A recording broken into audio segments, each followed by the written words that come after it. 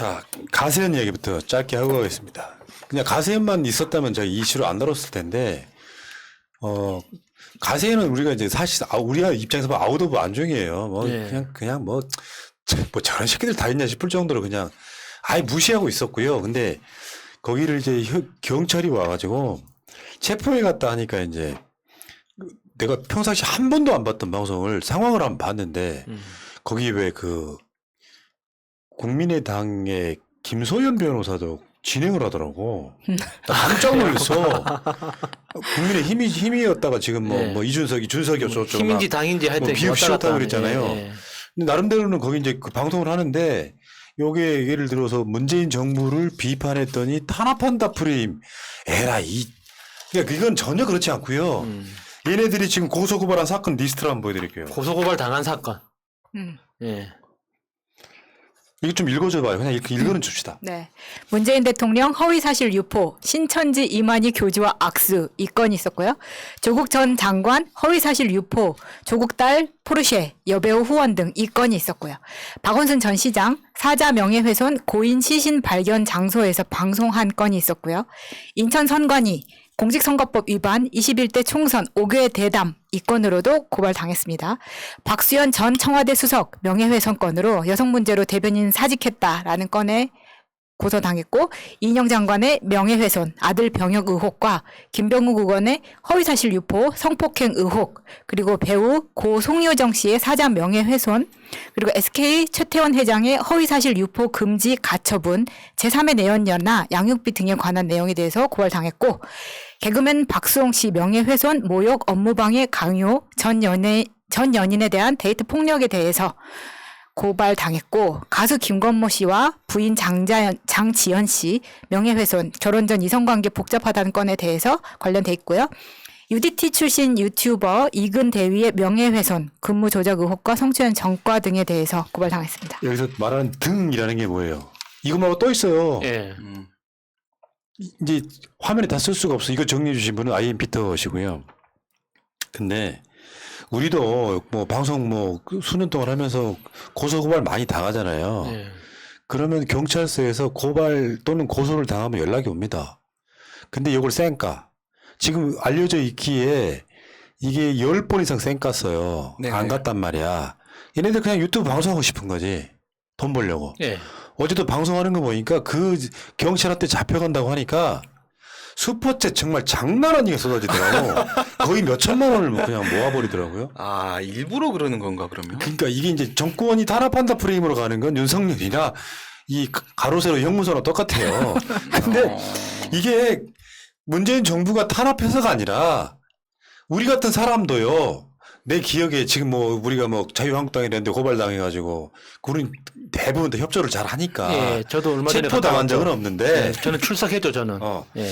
체포당한 적은 없는데 제가 이재명 지사 뭐 음주운전 관련해 갖고 그 이야기 하면서 제가 했던 이야기 중에 하나인데, 제가 이제 30대 초반에 이제 음주운전을 했어요. 저번에 말씀드린 일산 꼴짝이 들어갔다가 새벽에 수원 가야 되는데 대리운전 자체가 불가능한 요 상태여가지고 음주운전해서 걸렸는데, 그 당시 내가 130만 원 벌금을 안 내갖고 벌금 내라고 독촉장 비슷한 게 와요. 오죠. 근데 네. 경찰이 집에 와서 체포해 갔어. 두 번째 만에. 그 현실인데 얘들 두 지금 번째.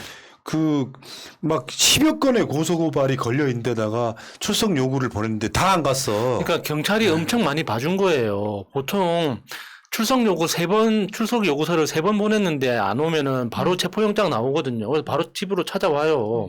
그런데 이 사람들은 그러니까 경찰이 밝히기로는 공식적으로 출석 요구한 것만 10번이 넘어요.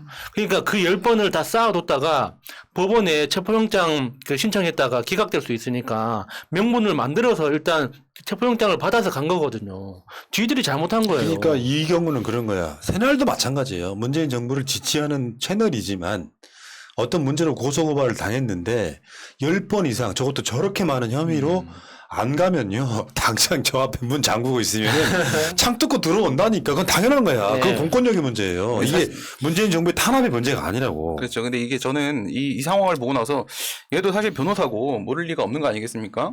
10번 이상 이렇게 출석 요구를 했는데도 불구하고 그에 대해서 불응하게 되면은 당연히 영장이 나오고요. 체포영장 나오면 이제 그거 가지고 이제 강제로 구인을 하러 옵니다. 근데 이거를 당연히 알 건데 왜 이랬을까? 이런 생각도 들고요. 그 다음에 작년 12월 달에도 이런 일이 있었어요. 작년 12월 달에도 강용석이가 체포를 당했거든요. 그때도 똑같이 출석을 안 하고 계속 불응을 하다가 그랬어요. 그러면 이전에 그때 당시에 그러고 나서 뭐 8시간 만인가 나와가지고요. 예, 밖에 나와서 이제 그 인터뷰를 하면서 했던 얘기가 별거 아니기 때문에 자기는 자동 정리될 줄 알았다라는 식으로 얘기를 했거든요. 근데 그 경험이 몇 달 전에 있잖아. 몇 달 전에 있고 본인도 변호사기 때문에 강제 구인 들어온다는 거 알고 있고 근데 왜 이런 짓을 했을까? 이 혐의 자체가 자동 정리될 만한 것들이 아닙니다. 지금 얘기 나오고 있는 것들이 고소고발된 것들이 난 도저히 이해가 안 되는데 지금 부장님 얘기를 들으니까 이제 이해가 되네요. 그 작년 12월 달에도 똑같은 일이 있었겠네. 그러면 작년 12월 달에도 그때도 계속 불응을 하다가 강제 체포를 당해 갔단 말이에요. 그럼 그때도 똑같이 해서 슈퍼챗이 그만큼 아니요. 올라왔다면 그때는 집에서 바로 잡혀가가지고 와이프가 사진 찍어서 올렸어요. 그 조선일보를 그때는 보다가 이 놓고 상황은? 갔다는. 그러면 지난번에 그렇게 잡혀간 게 아까워서 이번에 한번 터트리려고 일부러 그런 거 아닐까? 이건 모를 수가 없어요. 이게 만약에요. 나중에 검찰이 또는 경찰이 괘씸죄를 걸어서 가중처벌하게 되면 형량가 엄청 높아질 수 있어요. 이 건이. 네네네. 예를 들면 이게 조국 장관이 이런 방송한다고 생각해봐봐. 근데 그만 고소고발을 당했어. 그런 상황이라 그러면 거의 징역 20년 나올 사안이에요. 그러니까 이거는 그러니까 구속 수사 가능성도 굉장히 높아지는 거죠. 도주의 도주의 우려가 위험을 있기 확실히 때문에. 보여준 거잖아요. 근데 확실히 그런 건 있는 것 같아. 솔직히 좀 추합디다. 그러니까 내가 스포츠챗을 달라고 이야기를 안 하는 이유랑 좀 비슷해요. 그러니까 지금 강용석이나 이런 부류는 문재인 정부에서 돈 벌기 딱 좋은 구조예요. 예. 뭐 부정선거 이야기하고 막 했더니 탄압을 하더라. 그러면 이제 생각 없는 지지자 하는 사람들이 이제 쉽게 말해 집문서 갖고 와서 스포츠에 쏘는 거예요. 그 모습이 보기 안 좋더라고. 솔직히 이야기해서. 그게 자기들한테는 독립 자금 보태주는 것처럼 그런 걸 당장은 뭐 이렇게 해가지고 심어주는 뭐 거였거든요. 뭐 박근혜 유경수 여사 관련한 무슨 뭐 뮤지컬인가 뭔가 또 만들어가지고 뭐 예. 뮤지컬 박정희. 하는데 그거를 객관적으로 보면 그냥 코인팔이 하는 거거든요. 근데 그거 보고 있으니 마음적으로 그걸 믿고 따르는 사람들이 되게 짠하더라 이런 생각이 저도 들어요. 그래서 다음 중앙지검 출석할 때 라이브로 한번 가보도록 아니 하겠습니다. 그러니까요. 솔직히 말씀드려서 진짜 후원이 필요한 곳들이 있어요. 우리 쪽 진영에도. 근데 무섭더라고.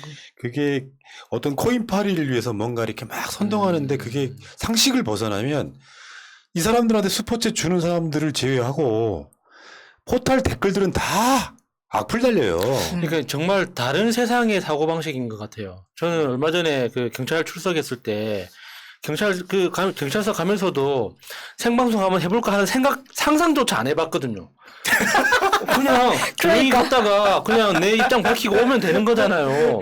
아니 그걸 뭐 생방송을 하고 말고 할 게 뭐가 있어. 유튜버가 아니야. 아니 그거 긴장해서 그런 생각을 할 틈이 없어. 뭐 긴장은 내가 잘못한 게 없는데 뭐 긴장할 게 뭐가 아니, 근데 있어요. 이 사람은 아니 지금- 그게 잘못한 게 없어도 예. 이렇게 뒤집어 씌우는 걸 많이 보통 봤으니까. 경찰들이 이제 그 수사 끝나고 나면 경찰이 그러더라고요. 말씀 참 잘하시는데 방송 한번 해보시죠. 그러더라고. 이게 무슨 방송인지도 몰라. 자 이야기 좀 틀어보면 근데 이것만 갖고는 제가 이슈를 안 갖고 왔다. 이유가 뭐냐면은 김어준의 뉴스공장이 진보의 가세연이라는 비판이 삭제됐다는 논란이 있어요. 삭제됐다는 논란 뭐냐면은 TBS가 새날도 이제 그 팟캐스트 최초의 ombudsman만을 위한 프로그램이 있었잖아요. 지난주까지 이제 하고 이제 대선 후에 다시 시작할 겁니다만 그 ombudsman 프로그램은 기본적으로 방송사에서 만들어야 되는 가장 시청률 안 나오는 프로그램. 어떤 경우는 뭐 종편이나 이런 데는 새벽에 내보내기도 합니다. 그 방송에 대한 어떤 여러 가지 의견들을 그냥 이렇게 전달해주는 시청자 참여도가 높은 프로그램. 이 프로그램에서 어떤 한 사람이 나와서 김호준의 뉴스공장은 진보의 가세연이라고 했다는 그 ombudsman 프로그램에서 이 멘트를 편집해버린 거예요. 그러니까 아마 그 프로는 생방송이 아니었을 것 같고요. 근데 난 되게 열받는 게 가세열은 가로 세로 형무소는요 가짜뉴스 공장이잖아. 예. 근데 그 프레임을 갖다가 김어준의 뉴스공장이 각종 이슈에 있어서 가짜뉴스 내뱉는 그런 프로입니까? 가장 공신력 있는 예. 공중파 청취율 1위 프로그램이에요. 압도적인. 예. 그럼 여기다가 진보의 가세현이라는 비판하는 게 상식적으로 맞냐고. 안 맞죠. 그러니까 이 출연자들이 이 TBS 옴부즈맨 프로그램에 출연했던 그 출연자들이 지금 이렇게 칭얼대는 거잖아요. 우리가 했던 발언들이 잘렸다. 근데 거기 숨어 있는 한 주먹이 뭐냐면 이 TBS 옴부즈맨 프로그램 자체가 14분짜리 방송이에요. 그런데 이게 첫 번째 녹음이었기 때문에 PD가 녹음을 넉넉하게 했답니다. 그래서 14분짜리 방송인데 30분을 녹음했다는 거예요. 그래서 어쩔 수 없이 편집할 수밖에 없었지. 그러니까 방송에 나가야 되는 건 14분인데 녹음은 30분을 했다고. 그러면은 16분을 잘라냈다는 거잖아요. 그러면 그 편집권은 PD한테 있는 건데 그러면 지금 출연자들은 PD한테 지금 사상 검증을 하는 거예요. 너는 당신 PD는 왜 나랑 생각이 다르냐? 너 마음에 안 든다 이거거든요. 굉장히 위험한 방식이에요. 그리고 이게 15분짜리라는 프로그램을 출연하는 사람들이 가면서도 알았을 거예요. 그러면 네. 적당히 분량 조정을 했었어야죠. 그러니까 30분을 찍었으면 절반이 날아갈 거를 본인들도 예상을 했을 그렇죠. 거고 네. 김어준의 뉴스공장이 진보의 가세현이라는 말 자체가 가짜뉴스입니다. 이거는 다른 사람들한테도 선동할 수 있는 충분히 예. 그럴 그렇죠. 가능성이 있기 때문에 이거는 어떤 PD 입장에서는 출연자를 보호하기 위한 차원에서도 자를 수 있는 얘기라고 근데 이 생각해요. 옴부즈만이라는 이 프로그램이 지금 나온 사람들이 하는 저는 행태가 우선은 정말 말씀하신 30분에서 15분으로 줄이는 거 그거는 PD 마음이요. 그건 재량입니다. 그런데 편집권이라고 합니다. 네. 그거는. 그런데 이 부분 지금 이런 식으로 얘기를 합니다. 이명박근혜 시절에 김어준 씨가 언론 억압에 맞설 때는 장점이 있었다. 그런데 지금은 민주당 정권 잡고 나서 거의 뭐 정파적 방송이나 하고 있는 점령군 같은 행태를 지금 취하고 있다. 이런 식으로 얘기를 하는데 저 이걸 보면 뭐가 느껴지냐면요. 그 수구 언론들, 극우 언론들 같은 경우 어떻게 움직이고 그다음에 우리나라의 진보 언론들 어떻게 움직입니까? 수구 언론들 같은 경우에는 실제로 정파적 입장에 딱 서서 자기들 쪽 사람들만 비호를 하죠. 그럼 진보 언론들은 진보 세력을 비호해 줍니까? 보호를 안 해주죠. 진보 언론들은 뭐라고 얘기하냐면 저쪽 애들이 정권을 잡든 우리가 정권을 잡든 무조건 권력은 까고 봐야 된다. 이유 없이 까버리는 게 그게 지금 우리나라 진보 언론이죠. 지금 이 사람들도 똑같은 그런 모습을 보이는 거예요. 그러니까 이명박근혜한테 들이밀고 막 받았으니까 바가 됐으니까 그건 잘한 건데 지금은 왜 그렇게 안 받았냐. 이 얘기는 모든 정권은 다 두드려 패야 된다라는 식의 그런 단순한 생각을 하고 있는 거거든요. 이런 식으로 해놓고 옴부즈만 프로그램에 나와서 그런 말 한다는 것 자체가 저는 수준 이하라고 생각합니다. 그러니까 이게 이런 것도 있어요. 이제 일부 진보의 입장이긴 한데 사실 김어준 총수 공장장 스타일에서 야 진보의 가세현이라고 하면 기분 나빠할 사람도 아니야. 하라고 이렇게 할 텐데 그렇죠. 없다. 저는 그렇다고 해서 TBS 제작진의 관행 중동도 아니라고 생각이 들고요. 방송 PD 입장에서 보면요. 아까 마차님이 살짝 한 게 그 말에 묻혔는데 출연자 보호 차원도 있어요. 그러니까 분위기에 휩쓸렸는데 생방송일 때는 어쩔 수가 없는 건데 이게 이제 녹화 분량이나 녹음 분량으로 나가게 되면 반을 줄여야 되잖아요. 그러면 이게 이제 솔직히 말씀드리면 제가 뭐 진보 인사들 중에 약간 극좌 포지션인 사람들 내가 많이 만나본 사람 아닙니까? 모자란 건 태극기랑 똑같아요. 아, 진짜로. 그러니까 이렇게 말하면 자기가 뜨는 게 목적인 거.